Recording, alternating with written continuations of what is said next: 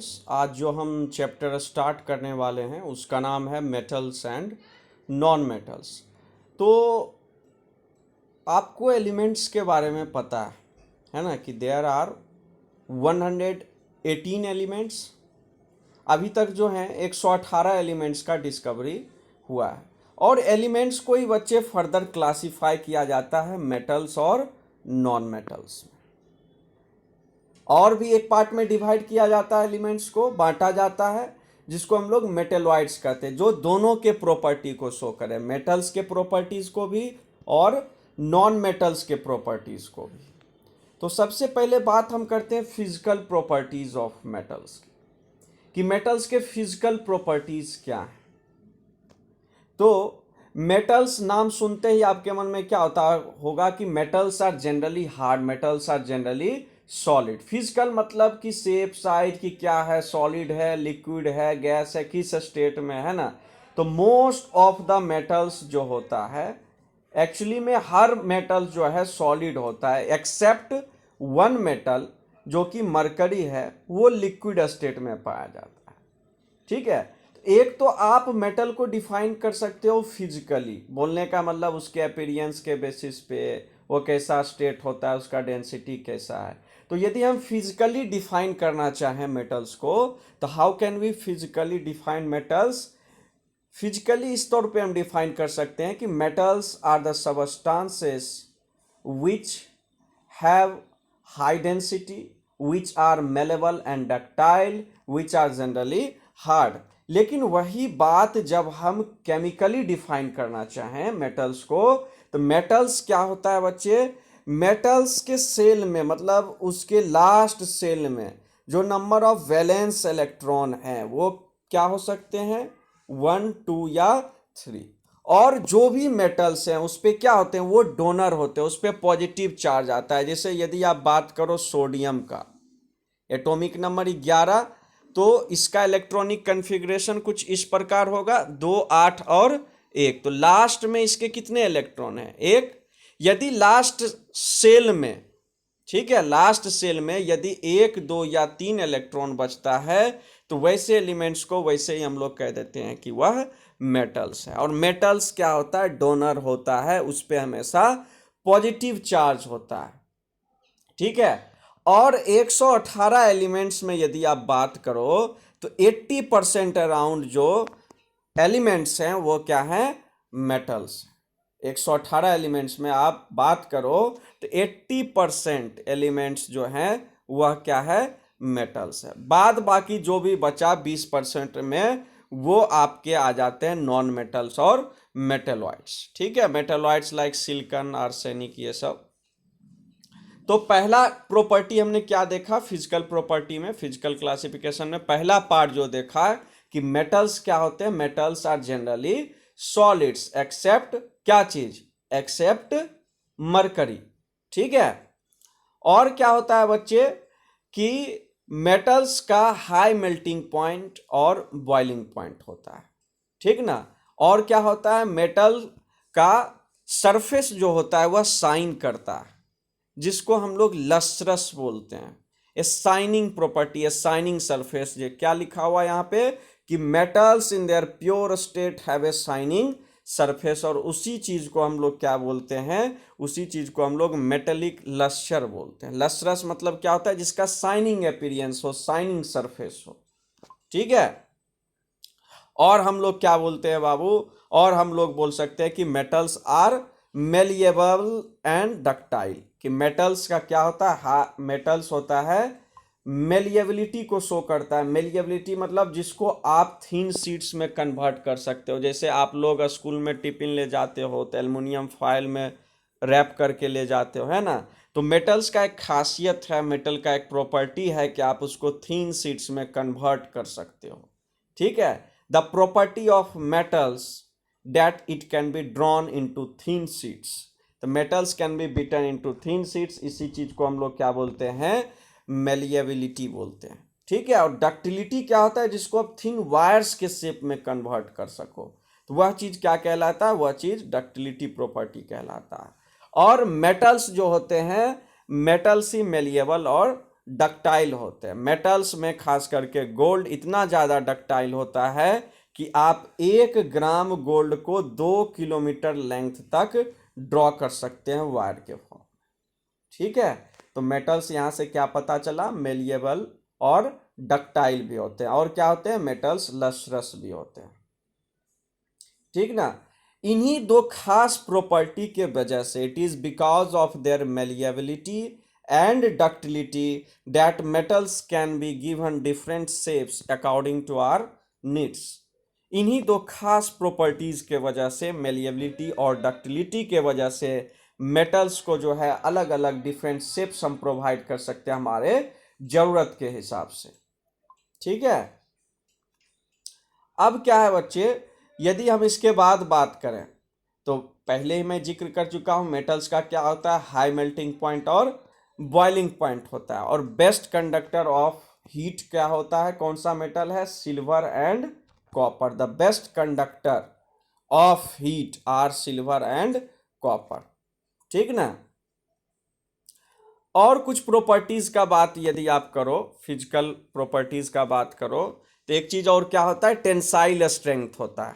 ठीक है, क्या होता है, टेंसाइल स्ट्रेंथ। यह भी आपको पता होगा क्या होता है टेंसाइल स्ट्रेंथ। क्या होता है बच्चे, टेंसाइल स्ट्रेंथ होता है to bear strain without deforming.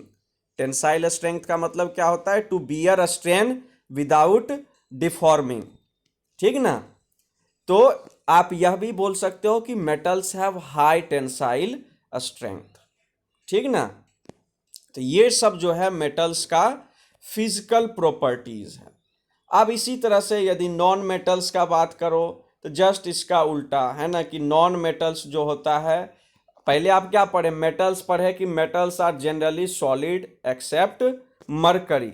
लेकिन नॉन मेटल्स जो होते हैं बच्चे, नॉन मेटल्स सॉलिड या गैस भी हो सकते हैं। ठीक है, generally non metals are solid और गैस, एक्सेप्ट किसके, एक्सेप्ट ब्रोमीन के, जो कि लिक्विड फॉर्म में होता है। ठीक है, मेटल्स क्या होता है बच्चे, metals are generally solid except mercury.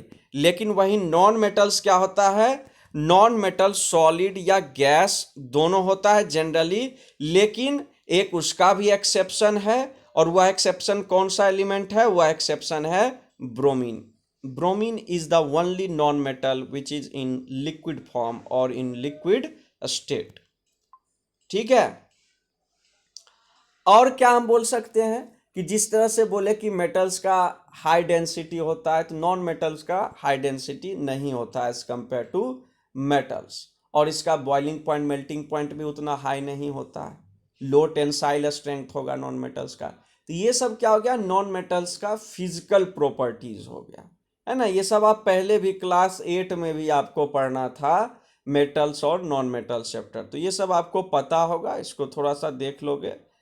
ठीक है, और जिस तरह से आपने पढ़ा कि मेटल्स जो होता है लस्ट्रस होता है, मतलब लस्ट्रस माने जिसका शाइनिंग सरफेस हो, जो शाइन करता हो।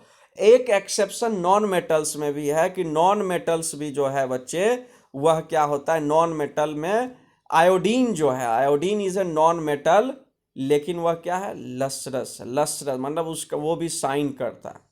ठीक है, अब हम क्या पढ़े कि मेटल्स जो है वह बहुत हार्ड होता है, नॉन मेटल्स उतना हार्ड नहीं होता एज कंपेयर टू मेटल्स। लेकिन इसमें भी एक्सेप्शन है। क्लास 10 में ही आप कार्बन और इस कंपाउंड में पढ़ोगे कि कार्बन के 3 एलोट्रोपिक फॉर्म होते हैं। ठीक है, डायमंड, ग्रेफाइट एंड फ्लोरेंसेस। तो डायमंड जो होता है वह क्या है, एलोट्रोपिक फॉर्म ऑफ कार्बन है, डायमंड, ग्रेफाइट, फ्लोरेंसेस। तो डायमंड क्या है आपको पता है, हार्डेस्ट नेचुरल सबस्टांसेस है। तो ये सब क्या है, एक्सेप्शन है। ठीक ना, ये सब जो है एक्सेप्शन है।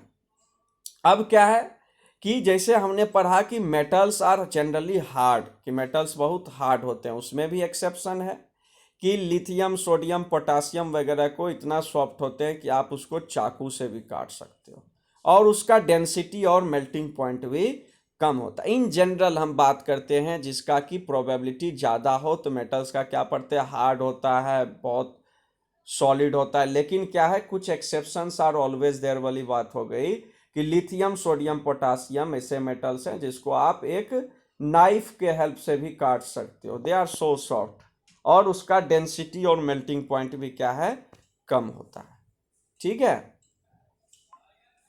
और एक्सेप्शन क्या है, वैसे तो आप क्या पढ़े, मेटल्स जो है good conductor of heat and electricity है, और कार्बन का ही जो इलेक्ट्रोपिक फॉर्म ग्रेफाइट है वह क्या होता है, वह इलेक्ट्रिसिटी का गुड कंडक्टर माना जाता है ना, माना क्या जाता है बल्कि। ठीक है, अब ये सब तो हुआ फिजिकल प्रॉपर्टीज का बात। जो इंपॉर्टेंट है जहां से क्वेश्चन बनता है वह क्या है बच्चे, वह है केमिकल प्रॉपर्टीज ऑफ मेटल्स।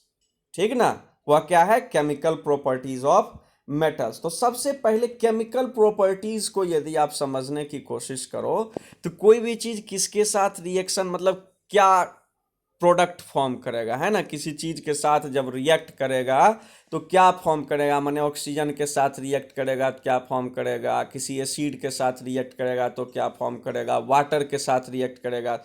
ये सब क्या आ गया, केमिकल प्रॉपर्टी, है ना, कि केमिकली क्या बनेगा किसी दूसरे एलिमेंट के साथ या किसी दूसरे आपको एसिड के साथ, है ना, या वाटर के साथ रिएक्ट करेगा तो मेटल क्या फॉर्म करेगा। तो ये जो पॉइंट है, ये जो प्रॉपर्टीज है, इसी से क्वेश्चन आपका बनता है, केमिकल प्रॉपर्टीज ऑफ मेटल। तो सबसे जो पहला केमिकल प्रॉपर्टी है वह क्या है कि मेटल जब किसी ऑक्सीजन के साथ रिएक्ट करता है तो वह मेटल ऑक्साइड को फॉर्म करता है। और यह भी आपको पता होगा कि जो मेटल ऑक्साइड होता है उसका नेचर कैसा होता है, उसका नेचर बेसिक होता है। ठीक है, metallic oxides are basic in nature, और नॉन मेटल ऑक्साइड जो होता है लाइक CO2, वह क्या होता है, वह आपको एसिडिक इन नेचर होता है। नॉन मेटल का ऑक्साइड आप पढ़ोगे वह एसिडिक भी हो सकता है या न्यूट्रल भी हो सकता है ना। लेकिन मेटलिक ऑक्साइड, मेटल ऑक्साइड जो होता है they are basic in nature, और नॉन मेटल का ऑक्साइड जो होता है वह एसिडिक या न्यूट्रल दोनों होता है। ठीक है, तो पहला केमिकल प्रॉपर्टीज क्या है बच्चे, कि जब भी कोई मेटल ऑक्सीजन के साथ रिएक्ट करेगा तो क्या फॉर्म करेगा, मेटल ऑक्साइड फॉर्म करेगा। ठीक ना, अच्छा, यहीं पे एक चीज और आपको पढ़ना है, amphoteric oxides. Those oxides which are acidic as well as basic in nature, उसको हम लोग क्या बोलते हैं, एम्फोटरिक ऑक्साइड बोलते हैं। एम्फोटरिक ऑक्साइड का एग्जांपल जैसे क्या हो गया, लाइक Al2O3 एल्युमिनियम ऑक्साइड, या ZnO भी क्या है, एम्फोटरिक ऑक्साइड का एग्जाम्पल है आपका बच्चे। तो एम्फोटरिक ऑक्साइड किसको बोलेंगे बच्चे, एम्फोटरिक ऑक्साइड बोलते हैं वैसे oxides, those oxides which are acidic as well as basic in nature. ठीक है ना, तो पहला केमिकल प्रॉपर्टीज क्या है कि जब भी कोई मेटल किसी क्या ऑक्सीजन के साथ जब रिएक्ट करेगा तो क्या फॉर्म करेगा, वह मेटल ऑक्साइड फॉर्म करेगा, जो कि किस नेचर का होगा बच्चे, जो कि बेसिक नेचर का होगा। ठीक है, अब दूसरे केमिकल प्रॉपर्टीज का बात करते हैं हम लोग। दूसरे केमिकल प्रॉपर्टीज का बात करो तो मतलब जब metal, when metal reacts with acid, जब किसी मेटल को आप एसिड के साथ रिएक्ट कराओगे, when any metal reacts with acid, तो वह क्या फॉर्म करेगा, वह फॉर्म करेगा आपका साल्ट और हाइड्रोजन गैस। क्या फॉर्म करेगा आपको, साल्ट और हाइड्रोजन गैस H2, है ना। फॉर एग्जाम्पल के तौर पे आप समझ सकते हो, Na प्लस HCl का रिएक्शन करा दें तो क्या बनेगा, NaCl प्लस H2 बनेगा, है ना। तो जब भी कोई मेटल किसी एसिड के साथ रिएक्ट करेगा तो क्या बनेगा, साल्ट और हाइड्रोजन गैस को फॉर्म करेगा। ठीक है, अब है कि जब मेटल ऑक्साइड बन रहा था, जब मेटल किसी ऑक्सीजन के साथ रिएक्ट कर रहा है, मेटल जब ऑक्सीजन के साथ रिएक्ट करता है तो मेटल ऑक्साइड फॉर्म करता है। और वही मेटल ऑक्साइड का यदि आप एसिड के साथ रिएक्शन करा दो, एसिड के साथ रिएक्शन करा दो तो वह क्या फॉर्म करता है, वह फॉर्म करेगा साल्ट, और क्या फॉर्म करेगा, वाटर। ठीक है, जब भी आप मेटल का ऑक्सीजन के साथ रिएक्शन कराओगे तो वह क्या फॉर्म करेगा, वह फॉर्म करेगा मेटल ऑक्साइड, और यदि उस मेटल ऑक्साइड का आप एसिड या बेस के साथ रिएक्शन करा दो तो वह क्या फॉर्म करेगा, साल्ट और वाटर फॉर्म करेगा। ठीक ना, जैसा कि यहाँ पे आप एग्जाम्पल के तौर पे देख सकते हो। ठीक है, और जो मेटल ऑक्साइड होता है वो वाटर में सॉल्यूबल नहीं होता है बच्चे। ठीक है, metal oxides are generally insoluble in water, लेकिन कुछ कुछ मेटल ऑक्साइड्स जो होते हैं वह सॉल्यूबल भी होते हैं, वाटर में डिजॉल्व भी होते हैं, जिसको हम लोग अल्कली भी बोलते हैं, है ना। Those bases which are dissolve in water, तो वह क्या होता है, लाइक अल्कली का एग्जाम्पल NaOH KOH, ये सब ऐसा है बेस जो कि पानी में डिजॉल्व। एक्वस मतलब क्या होता है, AQ जो यहाँ पे आपको दिख रहा है इसका मतलब एक्वस। एक्वस मतलब होता है something which is dissolve in water. Aqueous means something which is dissolve in water. ठीक है, तो जब आप मेटलिक ऑक्साइड का वाटर के साथ रिएक्शन कराओगे तो वह आपको क्या दे देगा बच्चे, वह आपको बेस दे देगा। ठीक है, अच्छा नेक्स्ट बढ़ते हैं हम लोग आगे की ओर। अब है कि और भी कुछ चीज पढ़ सकते हैं हम लोग, जैसे कि इसमें और इम्पोर्टेंट केमिकल प्रॉपर्टीज मेटल्स में क्या क्या इम्पोर्टेंट बनता है। एक तो है कि जैसे आपने पढ़ा कि मेटल जब एसिड के साथ रिएक्ट करेगा तो क्या बनेगा, साल्ट और हाइड्रोजन गैस बनेगा। लेकिन एक क्वेश्चन आता है कि जैसे आपको दिखेगा भी कि जब मेटल नाइट्रिक एसिड के साथ रिएक्ट करता है तो हाइड्रोजन गैस क्यों नहीं इवॉल्व होता है। ठीक है, when metals react with nitric acid hydrogen gas evolve नहीं होता है, क्यों। यहाँ पे देखो आपको दिख रहा होगा, hydrogen gas is not evolved when a metal reacts with nitric acid. ऐसा क्यों, क्योंकि नाइट्रिक एसिड जो है एक स्ट्रॉन्ग ऑक्सीडाइजिंग एजेंट है। नाइट्रिक एसिड क्या है, एक स्ट्रॉन्ग ऑक्सीडाइजिंग एजेंट है। इसमें वाटर के जगह क्या होता है, माने हाइड्रोजन के जगह क्या होता है, वो वाटर बन जाता है, H2 का ऑक्सीडेशन हो जाता है। जैसे आप क्या पढ़े कि जब भी कोई मेटल किसी एसिड के साथ रिएक्ट करेगा तो साल्ट और हाइड्रोजन गैस बनाता है, लेकिन किसी मेटल का रिएक्शन आप नाइट्रिक एसिड के साथ करा दो, HNO3 के साथ करा दो, तो वह हाइड्रोजन गैस को प्रोड्यूस नहीं करेगा। क्यों नहीं प्रोड्यूस करेगा, क्योंकि HNO3 जो है एक स्ट्रॉन्ग ऑक्सीडाइजिंग एजेंट है और वह H2 को बनाने के बजाय H2 का वहाँ पे क्या हो जाता है, ऑक्सीडेशन। ऑक्सीडेशन मतलब पहला चैप्टर में आप पढ़ चुके ऑक्सीजन का गेनिंग, तो H2 के जगह पे वो H2O को फॉर्म कर लेता है, H2O बन जाता है। ठीक है, H2 के जगह, और NO3 वाला जो पार्ट है HNO3 में, इसका बाबू हो जाता है रिडक्शन। रिडक्शन माने लॉस ऑफ ऑक्सीजन, माने NO3 जो है आपका या तो किस में कन्वर्ट हो जाए, या तो NO2 में कन्वर्ट हो जाए, ठीक है, या NO में कन्वर्ट हो जाए, या N2O में कन्वर्ट हो जाए। समझ गए बात को। तो क्वेश्चन यदि आए कि why hydrogen gas is not evolve when any metal reacts with nitric acid, तो इसका रीजन क्या है, because HNO3 is a strong oxidising agent. वह क्या करता है, बनना चाहिए हाइड्रोजन, लेकिन क्या होगा, हाइड्रोजन का हो जाता है ऑक्सीजन वो गेन कर लेता है, हाइड्रोजन का हो जाता है ऑक्सीडेशन, और NO3 वाले पार्ट का हो जाता है रिडक्शन। तो NO3 रिड्यूस होके ऑक्सीजन को लूज करके या तो N2O बना ले, या NO बना ले, या NO2 बना ले। ठीक है बात को। अच्छा, और क्या क्या इंपॉर्टेंट चीज है बाबू, कि जब कोई मेटल, ठीक है, जब कोई मेटल वाटर के साथ रिएक्ट करेगा तो क्या होगा, यह भी केमिकल प्रॉपर्टी हमें पढ़ना है। तो देखो पहली बात क्या है, यहाँ पे जो है ना कि मेटल जब किसी, मतलब ये वाला जो केमिकल प्रॉपर्टी है reaction of metals with water, ये बहुत इंपॉर्टेंट है, इसमें बहुत सारे पॉइंट निकल के आता है। पहला बात क्या है कि आपको पता होना चाहिए कि पोटासियम और सोडियम जो होता है वह सबसे ज़्यादा क्या है, रिएक्टिव है। Potassium and sodium are most reactive elements. तो जब पोटासियम और सोडियम का रिएक्शन होता है वाटर के साथ, ठीक है, जब पोटासियम और सोडियम का रिएक्शन होता है वाटर के साथ, तो क्या बनाएगा, बेस और वाटर। लेकिन क्या है, पोटासियम और सोडियम इतना ज़्यादा हाईली रिएक्टिव है, उसमें जो हाइड्रोजन गैस, यहाँ पे एक चीज़ आप देख रहे हो, हीट एनर्जी, ये हाईली एक्सोथर्मिक रिएक्शन होता है। कौन सा, पोटासियम और सोडियम का जब आप वाटर के साथ रिएक्शन करोगे, this reaction is highly exothermic in nature. Exothermic बोलने का मतलब जहाँ पे हीट जो है प्रोडक्ट साइड फॉर्म हो रहा है, इतना ज़्यादा अमाउंट में हीट फॉर्म होता है कि हाइड्रोजन जो इवॉल्व होता है वह आग पकड़ लेता है।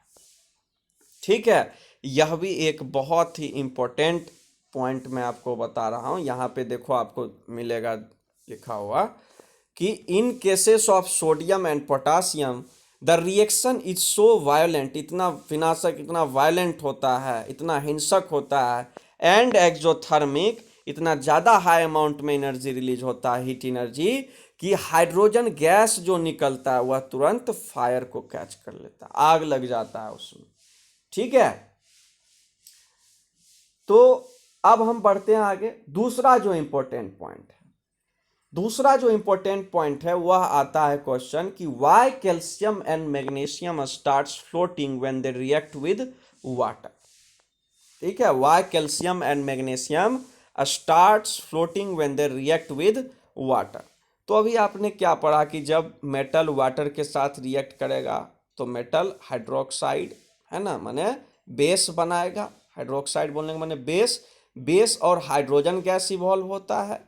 तो इसमें क्या होता है बच्चे, क्वेश्चन है कि कैल्शियम और मैग्नीशियम क्यों फ्लोट करने लगता है जब वह वाटर के साथ रिएक्ट करता है। तो जो हाइड्रोजन गैस प्रोड्यूस्ड होता है,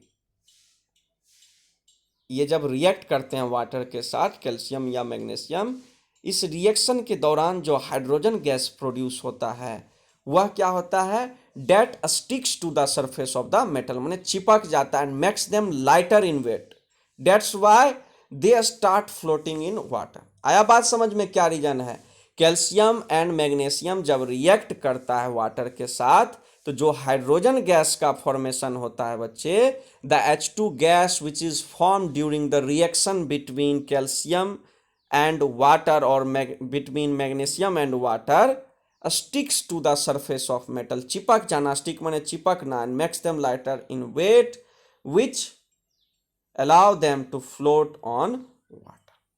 ठीक है, ये भी क्वेश्चन इंपॉर्टेंट है। और दूसरा बात यहाँ पे क्या इंपॉर्टेंट है, आपको यह भी पता होना चाहिए कि कैल्शियम और मैग्नीशियम कोल्ड वाटर के साथ रिएक्ट नहीं करता, they reacts only with hot water and steam. Steam का भी बच्चे क्या फॉर्मूला होगा, स्टीम भी क्या है, पानी से ही बनता है ना, भाप क्या है, पानी से ही बनता है। तो स्टीम का भी जो फॉर्मूला है वह भी क्या है, H2O ही होगा। तो यहाँ से देखो बहुत सारा चीज, इंपॉर्टेंट चीज निकल रहा है कि पहला कि आग क्यों पकड़ लेता है हाइड्रोजन जब वाटर के साथ रिएक्शन होता है सोडियम और पोटासियम का। दूसरा क्या पता चला आपको कि कैल्शियम मैग्नीशियम कोल्ड वाटर के साथ ये रिएक्ट नहीं करता है, they either react with hot water और steam, they do not react with cold water. और तीसरा चीज क्या पता चला कि कैल्शियम मैग्नीशियम फ्लोट करने लगता है जब वाटर के साथ उसका रिएक्शन होता है। ठीक है, क्यों फ्लोट करने लगता है कि वो हाइड्रोजन गैस जो बनता है वो मेटल के सरफेस पे स्टिक हो जाता है, it sticks to the surface of metal. ठीक है बच्चे, चलो अब पढ़ते हैं कि हमने तो बोल दिया कि कैल्शियम मैग्नीशियम जो है सिर्फ हॉट वाटर या स्टीम के साथ, लेकिन अल्मुनियम हो गया, आयरन हो गया, जिंक हो गया, एल्युमिनियम आयरन, यहाँ पे देखो लिखा हुआ भी है कि metals like aluminium iron and zinc do not react इधर विद कोल्ड और हॉट वाटर, वो सिर्फ स्टीम के साथ रिएक्ट करते हैं। Aluminium iron and zinc reacts only with steam to form metallic oxide and hydrogen gas, to form metallic oxide and hydrogen gas। ठीक है, तो क्या होता है, दोनों चीज बनता है। ठीक ना, कि मेटल ऑक्साइड भी बन सकता है जब मेटल रिएक्ट करेगा वाटर के साथ, तो और क्या बन सकता है, और मेटल हाइड्रोक्साइड भी बन सकता है। ठीक है, दोनों चीज बन सकता है। मेटल जब वाटर के साथ रिएक्ट करेगा तो क्या हो सकता है, मेटल हाइड्रोक्साइड भी बन सकता है और मेटल ऑक्साइड भी बन सकता है। तो यह भी आपको ध्यान में रखना है कि एल्युमिनियम, आयरन और जिंक ना ही कोल्ड वाटर के साथ रिएक्ट करता है, ना ही हॉट वाटर के साथ रिएक्ट करता है। वो किसके साथ रिएक्ट करता है, सिर्फ स्टीम के साथ रिएक्ट करता है। ये सब इंपॉर्टेंट पॉइंट है, क्वेश्चन पूछे भी जाते हैं, आपको ध्यान में रखना होगा ये सब चीज, ठीक ना। चलिए, ये भी मैं आपको बता ही दिया कि हाइड्रोजन गैस क्यों नहीं इवॉल्व होता है जब कोई मेटल नाइट्रिक एसिड के साथ रिएक्ट करता है। तो ये सब इंपॉर्टेंट पॉइंट है, इसको आप लोग ध्यान में रखोगे, ठीक है। अब बात कर लेते हैं एक्वा रिजिया का, ये भी इंपॉर्टेंट चीज़ है। एक्वा रिजिया क्या होता है, एक्वा रिजिया मिक्सचर होता है कंसंट्रेटेड HCl और कंसंट्रेटेड नाइट्रिक एसिड का, और उसका रेशियो क्या होता है, रेशियो होता है 3:1। देखो, कंफ्यूजन करने के लिए ऑब्जेक्टिव आएगा कि कोई एक कंसंट्रेटेड डाल देगा, एक डाइल्यूट डाल देगा। याद आपको क्या रखना है, एक्वा रिजिया में दोनों HCl और नाइट्रिक एसिड दोनों किस फॉर्म में होते हैं, कंसंट्रेटेड फॉर्म में। कंसंट्रेटेड का अर्थ मैं आपको पहले ही बता चुका हूँ, एसिड बेस एंड साल्ट में जहाँ पे एसिड का मात्रा ज़्यादा हो, पानी का बहुत कम मात्रा हो, ना के बराबर हो। डाइल्यूट का मतलब जहाँ पानी खूब हो, ठीक है, एसिड कम हो, और कंसंट्रेट का मतलब कि एसिड खूब ज़्यादा हो, पानी कम हो। तो एक्वा रिजिया वैसे मिक्सचर को बोलते हैं, और वह जो मिक्सचर होता है वो कंसंट्रेटेड फॉर्म में होता है, और HCl और HNO3 का अनुपात क्या होगा, रेशियो क्या होगा, 3:1। यह भी आ सकता है कि व्हाट इज एक्वा रिजिया। तो ये सब इंपॉर्टेंट पॉइंट है, यह आपको ध्यान में रखने की ज़रूरत है, ठीक है। तो यहाँ से जो मेन चीज़ है वह बनता है। और आप इस चैप्टर में क्या पढ़ोगे, और आप पढ़ोगे कंसंट्रेशन ऑफ ओर। देखो, है ना, कि अगर आप इसका इम्पोर्टेंस समझो कि किस मेटल का यूज़ करेंगे, है ना, एलॉय को क्यों यूज़ करते हैं, तो ये सब जानेंगे। जैसे एक इंजीनियरिंग का भी ब्रांच होता है, मेटलर्जी ब्रांच, है ना, उसमें क्या होता है कि कैसे माइन करना है, माइनिंग वगैरह भी होता है ना, कि मेटल को सपोज कि डिफरेंट पर्पसेस के लिए, जैसे एरोप्लेन का बॉडी बनाते हैं। एक और बच्चे होता है, एक स्ट्रेटेजिक मेटल्स भी होता है, स्ट्रेटेजिक मेटल्स, स्ट्रेटेजिक मेटल्स। तो स्ट्रेटेजिक मेटल्स किसको बोलते हैं, those metals which are used in countries defence, like chromium, ठीक है, टंगस्टन, ये सब जो होता है, ये सब आपको कंट्रीज डिफेंस में यूज होता है, तो इसलिए उसको स्ट्रेटेजिक मेटल्स भी बोलते हैं हम लोग, ठीक ना। तो वो भी आप ध्यान में रखोगे।